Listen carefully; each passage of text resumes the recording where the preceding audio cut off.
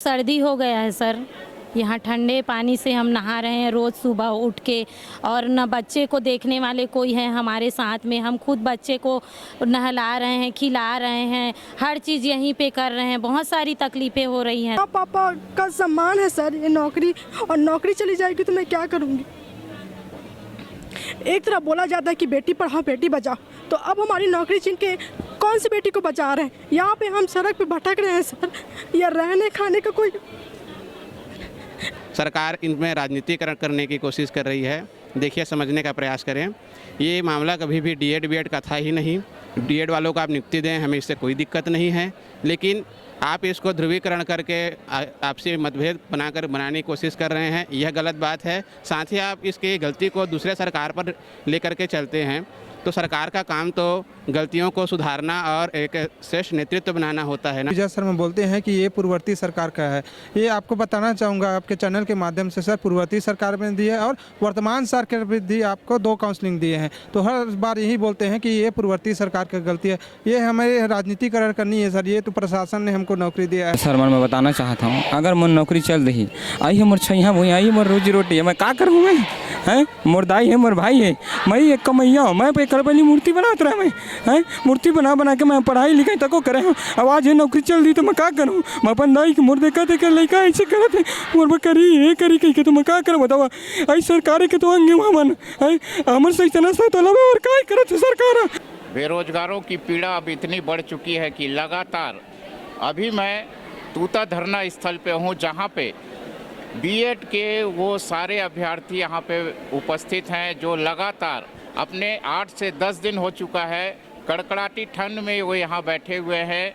ये वो लोग हैं जो 350 किलोमीटर दूर से पैदल चलते हुए आए, यहाँ बैठे, सरकारों को अपना दर्द लगातार बता रहे हैं, लेकिन सरकार है कि उनके कानों में जूं नहीं रेंग रही है। इन्होंने हर तरह के सांकेतिक प्रदर्शन करने की कोशिश की।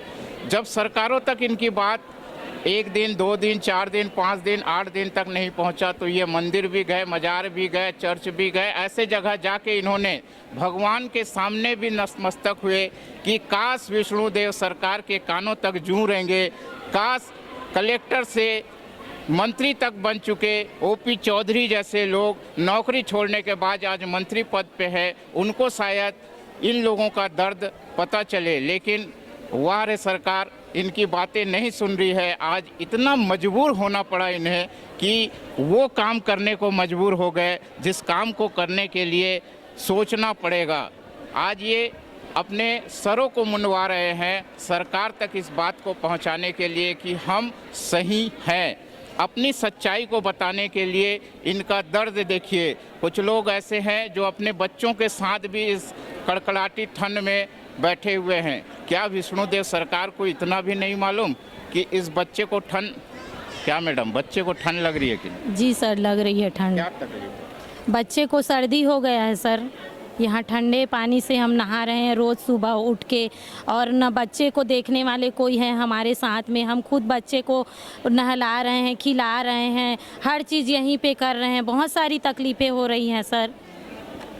देखिए, बच्चे को ठंड तक लग रही है, कल इसका जिम्मेदार कौन होगा, ये सबसे बड़ा सवाल है। आज देखिए, लड़कियां अपने बाल कटवा रही हैं, ऐसी स्थिति यहाँ पे पैदा हुआ है। क्या दर्द है सर? दर्द तो यही है कि सरकार हमारी बातें अभी तक नहीं सुन पा रही है। हमारी गलती ना होते हुए भी हमें ऐसे सड़क पे उतरना पड़ रहा है अपने जॉब की सुरक्षा के लिए। सर, ये सिर्फ हमारा जॉब नहीं है, हमारा आत्मसम्मान है। हम अपने आत्मसम्मान को ऐसे जाने नहीं देंगे, लड़ेंगे, चाहे कुछ भी करना पड़े हमको। और हम सिर्फ और सिर्फ शांतिपूर्ण तरीके से अपनी मांगे सरकार तक पहुंचा रहे हैं, शुरू से लेके अभी तक। और अभी तक एक प्रतिनिधि 9 दिन, आज 9वां दिन है सर, सरकार की एक प्रतिनिधि यहाँ नहीं आई है कि हमारी सुध ले, क्या पीड़ा है, क्या व्यथा है, आप हमें बताओ। हम उन्हीं के तो जनता है ना सर, हम उनके कर्मचारी हैं। क्या इतनी दयनीय स्थिति है? क्या हम अपराधी हैं? अपराधी के जैसा हमें ट्रीट किया जा रहा है। अपराधी के जैसा ट्रीट किया जा रहा है। ये वही छत्तीसगढ़ के नागरिक हैं और यही लोग हैं जो जॉब भी किए, उनको निकाल दिया गया। इतनी तकलीफ है, कितनी तकलीफ है। सर मैं बताना चाहूँगी कि मैं गरीब फैमिली से हूँ सर, है ना। मैंने अपना पढ़ाई लिखाई करके ये जॉब पाई है। अब इसके बाद मैं कहाँ जाऊँगी सर? एक नौकरी मिलने के बाद मतलब मेरे माँ पापा का सम्मान है सर ये नौकरी, और नौकरी चली जाएगी तो मैं क्या करूँगी? एक तरफ बोला जाता है कि बेटी पढ़ाओ बेटी बचाओ, तो अब हमारी नौकरी छीन के कौन सी बेटी को बचा रहे हैं? यहाँ पे हम सड़क पे भटक रहे हैं सर, या रहने खाने का कोई ठीक से प्रबंध ही नहीं। पूरी तरीके से भावुक हो चुके हैं लड़कियां, उनके अंदर अब दर्द सहने की क्षमता नहीं है, लेकिन सरकार शायद उनके अंदर दर्द सहने की क्षमता इतनी बढ़ चुकी है कि ये कई सालें भी गुजार दे तो शायद विष्णुदेव सरकार को इनके कानों तक, क्या लगता है, सरकार नहीं सुनेगी?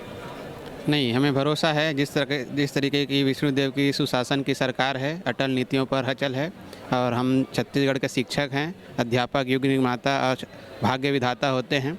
जब भी हम विद्यार्थियों की बात करते हैं तो हम जब भी उनको स्कूल में पढ़ाते हैं, न्याय और निष्ठा के प्रति उन्हें संवेदनशील बनाते हैं और दृढ़ प्रतिज्ञ बनाते हैं।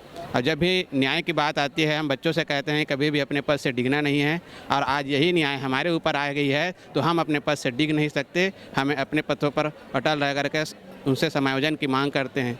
सरकार इनमें राजनीतिकरण करने की कोशिश कर रही है। देखिए, समझने का प्रयास करें। ये मामला कभी भी डीएड बीएड का था ही नहीं।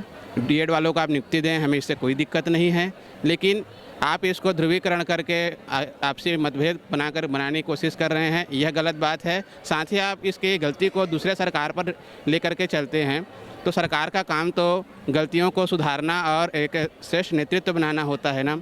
यदि एनसीटी का गजट जो है 2018 में आया है, तो उस समय तो आपके भाजपा शासनकाल ही था छत्तीसगढ़ में, और अब जब हम आपके सानिध्य में हैं तो आप हमारा नौकरी बचाने का कार्य भी आप ही के सानिध्य का है। ये आप देख सकते हैं, सीधा सीधा सवाल है, सिर्फ गलती इनकी है क्या? जब ये कानून बना था, कानून बनाने वाले उस समय बड़े बड़े आईएएस रहे होंगे, क्या परीक्षा देने आप गए थे कि सरकार ने वैकेंसी निकाला? नहीं सर, सरकार ही ने वैकेंसी निकाली, जिसके थ्रू हम लोग क्या हुए थे, क्या होता मेरिट में आए थे, उसी के थ्रू मेरिट में आके हम लोग क्या जॉब पाए हैं। ठीक है, मैं आपके चैनल के माध्यम से ये बताना चाहूँगा सर, हर बार के जो हमारे उप मुख्यमंत्री विजय शर्मा बोलते हैं कि ये पूर्ववर्ती सरकार का है, ये आपको बताना चाहूँगा आपके चैनल के माध्यम से सर, पूर्ववर्ती सरकार में दी है और वर्तमान सरकार भी दी, आपको 2 काउंसलिंग दिए हैं। तो हर बार यही बोलते हैं कि ये पूर्ववर्ती सरकार की गलती है, ये हमें राजनीतिकरण करनी है सर। ये तो प्रशासन ने हमको नौकरी दिया है, तो इसमें राजनीतिकरण के क्या है? और माननीय जो उप मुख्यमंत्री विजय शर्मा बोलते हैं कि एक आदिवासी क्षेत्र जो कवर्धा है, उससे ही मैं भी आता हूँ, आदिवासी क्षेत्र, वो हमेशा हमारे क्षेत्र में जाते थे, ये बोलते हैं कि हम क्या बोलते हैं, आदिवासियों का आर्थिक उत्थान करेंगे, उसका न्याय करेंगे, लेकिन हमारे साथ जो आदिवासी जो पुत्र है उसके साथ तो वो क्या कर रहे हैं, अन्याय कर रहे हैं। तो मैं माननीय उप मुख्यमंत्री विजय शर्मा से निवेदन करना चाहूँ कि इस प्रकार की राजनीति न करे और हमारी जो आदिवासी है, जो बेटा है, उसको नौकरी सुरक्षित करे, हमें न्याय दे सर, न्याय दे, हमें न्याय दे। आदिवासी मुख्यमंत्री बना, आदिवासियों को उम्मीद जगी हुई थी। साफ शब्दों पे सीधा सीधा सवाल है कि ये नौकरी इन्होंने अपनी मर्जी से स्कूल में नहीं पढ़ा रहे थे, ये आपने वैकेंसी निकाला तब ये नौकरी पे गए। बड़े बड़े आईएएस अधिकारियों की जिम्मेदारी थी सिर्फ कांग्रेस के ऊपर थोप देना, कांग्रेस ही एक जिम्मेदार है, बाकी क्या वर्तमान में विष्णुदेव साय जिम्मेदार नहीं है? कि इनका दर्द आखिर कब तक सुना जाएगा? नौकरी जाने से क्या फ़र्क पड़ा? देखो सर, मैं बताना चाहता हूँ, अगर मोर नौकरी चल रही, आई है मोर छैया बोई, आई है मोर रोजी रोटी है, मैं का करूँ? मैं हैं, मोर दाई है, मोर भाई है, मैं एक कमैया हूँ, मैं पे करबली मूर्ति बनात रहा, मैं हैं, मूर्ति बना के मैं पढ़ाई लिखाई तको करे हूँ। अब आज ये नौकरी चल रही तो मैं का करूँ? मैं अपन दाई के मोर देखा थे लड़का ऐसे करते मोर पर करी ये करी कही के, तो मैं का करूँ बतावा? आई सरकार के तो अंगे मन है, हमर से इतना सा तो लगे और का करत है सरकार? मैं जानना चाहता हूँ, दाई अपन लड़का भी कैसे नहीं दूध करे जितना सरकार दूध करत है। 10 दिन हो गया मन ला, हम का बोले रेंगत है ना मन, भूकंप पे पूरा घुरता का हमारे रंगत अब आज सरकार हमारे लंगा तक के दिक्कत नहीं है कि का हो गया लड़का ना मोर लड़का मन लगा हो गया एक घने पूछी जो ये तो आवाज़ तक बैठ गए मोर चिल्ला चिल्ला के अब वैसा नहीं रही तो मैं तो कहता हूँ मैं मर जाऊँ मैं ये नौकरी के बिना कुछ नहीं कर सका मोर पूरे गाँव में अल्लाह हो गए अब ये आंसू जानबूझ के आंसू नो है मैं बताना चाहता हूँ ये आंसू मोर दुख ला बताते क्योंकि अंदर में जिन दुख थे ना आज निकला थे इतना दिल में कुछ नहीं कहा पर आज कहता हूँ अब सरकार आज हमारे कर राजनीति के खेला थे ये पार्टी वो पार्टी कहते पार्टी का पार्टी छत्तीसगढ़ सरकार है भर्तीली से हमारे चाहे कौन रहे पार्टी छत्तीसगढ़ सरकार भर्तीली से और गजट पत्र में हम BEd और TEd दोनों पात्र रहे दोनों पेपर दिवाए हैं ऐसे नहीं रह सके सिर्फ BEd वाला मन का बोली से कि तुम नहीं रहा कह के BEd और TEd दोनों दिला सकते हैं कहे और वो समय तो नहीं कैसे कहते BEd वाला भाग जाइसे कि सब पेपर दिवाए हैं मेरिट में आए हैं नंबर लाए हैं तब जाके आए हैं और आज मैं ये कहता हूँ हम 1.5 साल हो गए काम करत हमका सब अनुभव है हर काम ऐसे स्कूल के नहीं है जला नहीं करे हो तो हमारे सही जाना व्यवहार काहे करत है मैं इतके बस सरकार लोग गुहार करता हूँ कि हमारे करम मिल के तो देखा कम से कम हमारे बात ले तो पूछा है हमारे ऊपर में का बीता थे अगर नौकरी छूट जाए तो हम का करबो। क्या नाम है आप? मोर नाम है अभिनव दास मणिपुरी और मैं है ये अभिनव दास जी है। ये 350 किलोमीटर दूर से पैदल चल के आए, इनके पैरों में भी दर्द हुई, शरीर का एक एक चीज़, आज इन्होंने अपना बाल भी मुंडवा लिया। इसके बाद भी विष्णुदेव सरकार को सूद लेने की नहीं पड़ी है। तो सीधा सीधा सवाल है, कहीं ना कहीं सरकार जो है इन लोगों को नहीं सुनना चाहती, ऐसा प्रतीत होता है। अगर ऐसी स्थिति लगातार बनती रही तो जो लोग पैदल भी चढ़े अपना दर्द दिखाया, मंदिर मज़ारों तक गए अपना दर्द दिखाया, सर को भी आज मुंडवा लिए, इतना कुछ हुआ, आगे और क्या करेंगे? सर जब तक हमारा जॉब सुरक्षित नहीं हो जाता, जब तक हमें समायोजन नहीं मिल जाता, हम यहीं रहेंगे, यहीं डटे रहेंगे। भले ही हम कितना भी दिन लगे, कितना हमारी प्राण भी चले जाए, तब भी हम यहीं रहेंगे। प्राण भी चले जाए, ये बहुत बड़ी बात इन्होंने कहा। क्योंकि आत्मसम्मान खोकर जीने से अच्छा है हम मर जाए।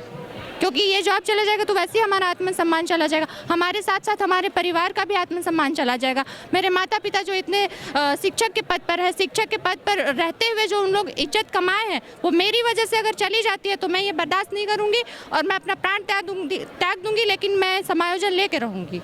प्राण त्याग दूंगी लेकिन समायोजन लेके रहूंगी, ये अंतिम है। शायद इसके बाद मुझे विष्णुदेव सरकार को बोलने की आवश्यकता नहीं है, क्योंकि ये वही सरकार है जो 1 साल के बाद अपना शिक्षा मंत्री नहीं बना पाया। इनकी नौकरी क्या दे पाएगा? एक सबसे बड़े सवालों के बीच हम यहीं पे इस वीडियो को रोकते हैं। आने वाले समय में क्या इनके साथ होगी, ये आपके साथ रखेंगे।